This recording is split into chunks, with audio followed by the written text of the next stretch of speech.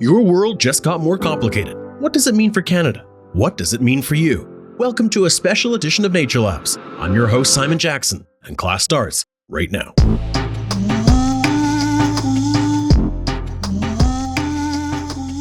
Party politics, leadership races, we don't really understand it. But since the governing federal Liberal Party is in the midst of a leadership race, and since the winner will be sworn in as Canada's next Prime Minister, it's probably something worth understanding. Politics, as we've discussed before, is in our nature, literally, and so too is political leadership. The point of the flying bee, the direction it moves, that's geese leadership, decided by the gaggle before takeoff. The bull that wins the fight to choose a mate is the winner of the moose leadership race for territorial dominance. The bear that gets to choose where and when she gets to fish on this stream, that's not luck. The bear had to beat other members of her species, her party, to win this leadership role. And though we live in an era where everyone loves to hate the concept of leadership at work, in politics, in life, it's still a reality of life. Even if most of us would just prefer to ignore that reality. Which is probably why fewer than 3% of Canadians are members of a political party and fewer than 1.5% of Canadians voted to elect our current crop of federal leaders. But here's the thing, leadership matters. In nature, of course, to the winner go the spoils. The best habitat, the best food, the best chance of reproducing. In Canadian politics, the winner of a leadership race has enormous power to shape the policies of a party. These decisions, in turn, can shape an election race in terms of what's being offered to citizens and what debates get profiled. Oh, and the winner also might get to govern the country. And while the Prime Minister might not be the Canadian head of state, the PM is pretty powerful in our system of governance. And seeing as we don't directly vote for the Prime Minister in Canada, just the local representative of a political party, a leadership race is the one true chance Canadians have to vote directly for someone who might become Prime Minister. So how exactly do leadership races work in this country? Well, for Canada's two major political parties, the Conservatives and the Liberals, it's not a straight-up one-person, one-vote process to determine a winner. After all, these parties aren't flocks of pigeons. Our major political parties use preferential ballots and a point system that awards equal value to all 343 ridings in Canada. And no matter if a riding is big or small, has thousands of party members or just a couple dozen, every leadership candidate needs to win enough points in enough ridings to receive more than 50% of all points up for grabs nationally. Wow, that sounds confusing, so let's hit it one more time. You're a party member. You go to vote in the riding where you live. The ballot before you is similar to the one you get in a general election. But instead of marking an X, you rank each candidate by your preference. 1 for favorite, 2 for kinda like, 3 for, okay, I get it, you know how to count. In each riding, those 100 points up for grabs, they're handed out to each leadership candidate based on the percentage of how many first preference votes they receive. If one candidate receives 160 out of 200 first choice votes, they will receive 80% of that riding's 100 points available. And getting 80 points is great, but just as in football, getting 2 or 3 points once in a while isn't that terrible either. Because if the candidate scores a bunch of touchdowns in other ridings, those smaller points, the field goals and safeties if you will, can be the extra points needed to get to 50% plus 1 of all points nationally. When we're talking elk, moose, or caribou leadership races, points also matter. But it's mostly because the more points that exist in an antler set, the bigger the antlers actually are, and the more damage the antlers can inflict. For Canadian political parties, the point system exists to avoid inflicting damage, at least in theory. We have rural ridings and urban ones. We have Anglophone and Francophone ridings.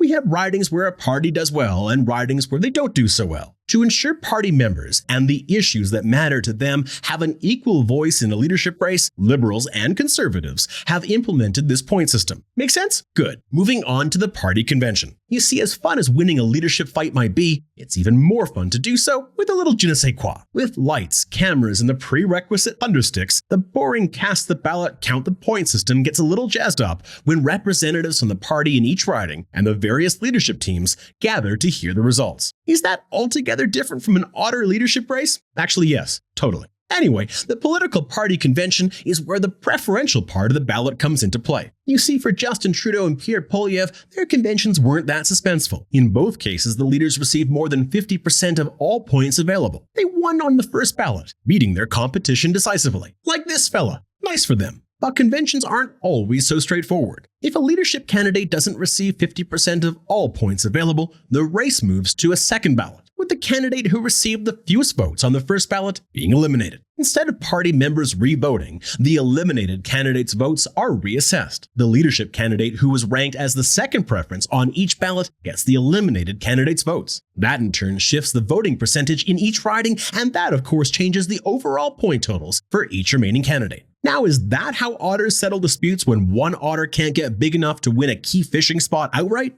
Still no. Anyway, if there's still no winner on the second ballot, another candidate drops off, and then their ballots get reassessed and their votes reallocated to the remaining contestants. And on, and sometimes on and on, it goes until someone finally gets to 50% plus one of all available points and wins the leadership race. Well done! Because leadership races, like elections, aren't easy. Not only do candidates need to convince party members to vote for them, they need to convince ordinary Canadians to sign up to become members of the political party so that they can vote for them. And that's a hard sell, since most of us don't want to be involved in party politics. And then there's the money. Elections aren't cheap. It costs money to run for leader, and you can't just borrow endless amounts either. There are rules about that after all. Oh, and did I mention leadership candidates also have to pay an entrance fee to join the race? That's steep, and in theory, helps keep out candidates who aren't seriously in contention. Sort of. You see, most leadership races have a couple of serious candidates, contestants with solid bios and decent name recognition across the country. We all get why they're running for leadership. It's the heavyweight fight. But leadership races also often have a dark horse candidate, someone with decent bona fides but lacking a household name. Why might they run, you ask? Well, a dark horse candidate isn't a no-hope candidate.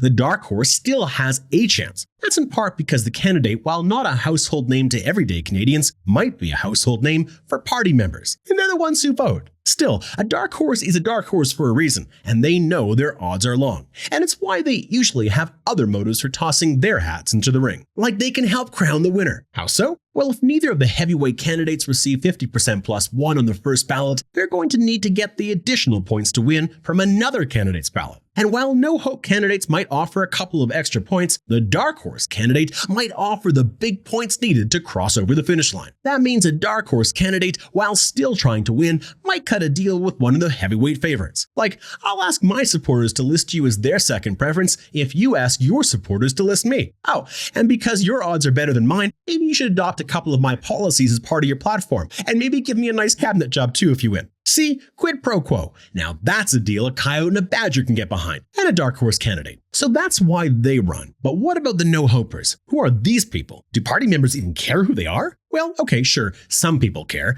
Every candidate has to have friends. Friends who will help pay that leadership fee at least. But these candidates aren't dark horses. They've got no shot of winning. So why do they do it? Well, a few reasons. They might be working to advance an issue or region or demographic. That's valid. By the virtue of being in the race, they can force other candidates to discuss what they want to talk about. After all, everyone wants those sweet second place votes. But there's another reason too. If you've ever watched an elk or moose fight during the rut, you may have noticed these guys. They're called satellite bulls. They aren't in the main fight, but they hang around the edges to gain experience for a later date, when they might stand a real chance of winning. So that's one reason a no-hope candidate enters a political leadership race: experience. But there's another reason too: personal advantage. No one wants to wander the landscape by themselves. They want to be with the in-crowd. One way of doing that: build a better resume by running for leader. That extra bit of juice might help take a candidate from the backbenches to a junior cabinet role, or maybe help them land a better job outside of politics. In other words, no-hope candidates use leadership races to move on up in the world. So that's why candidates run for the leadership of a party, and that's how a candidate wins it. And if a leadership race is taking place within a party that is already in government, the winner automatically becomes the Prime Minister, at least for a short while, even if no one in Canada voted for a party with that leader at the helm. A quirk of the system that bees and mountain goats well understand. But if you don't like who a party elected, fret not. So long as we're a democracy, no one can lead forever. A new party leader who inherits the prime ministership will always have to face the electorate eventually. And that means that every Canadian gets to have a say in which party and their leader governs the nation, which, when you think about it, is a pretty decent setup. So yeah, we might not always love politics or our leaders, but our system does beat the alternative. This one and this one.